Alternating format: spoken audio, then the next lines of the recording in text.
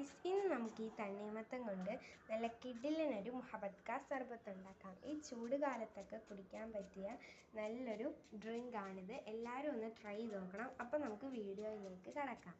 അതിനുവേണ്ടി നമുക്ക് ഇതുപോലൊന്ന് ആദ്യം അരിഞ്ഞെടുക്കണം.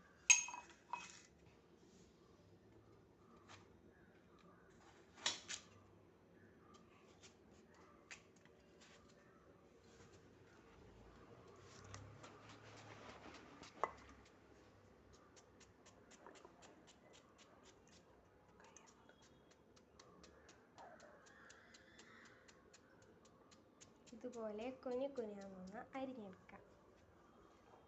അങ്ങനെ ഗൈസ്, നമ്മൾ ഇതുപോലെ ഒരുവിധമൊക്കെ അരിഞ്ഞെടുത്തിട്ടുണ്ട്. ഇനി നമുക്ക് നല്ല തണുത്ത പാല് വേണം.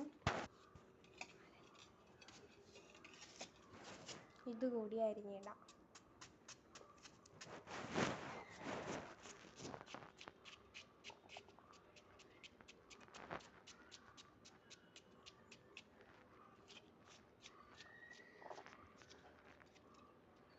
ഇനി ഈ അരിഞ്ഞ വെച്ച തണ്ണിമത്തനിലേക്ക് നമുക്ക് പാലൊഴിച്ച് കൊടുക്കാം.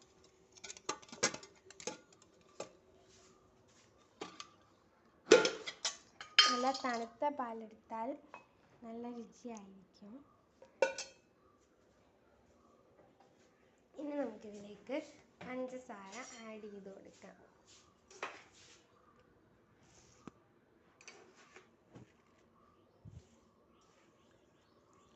നല്ലവണ്ണം മിക്സ് ചെയ്യാം.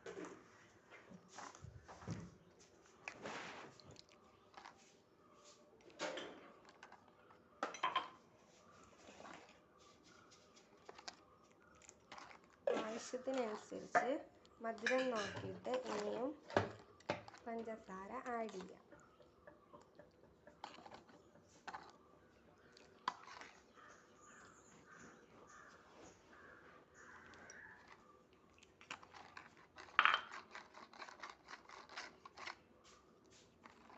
നല്ലോണം മിക്സ് ചെയ്തിട്ട് നമുക്കിതുപോലെ കസ്കസ് കുതിരാൻ വെക്കാം.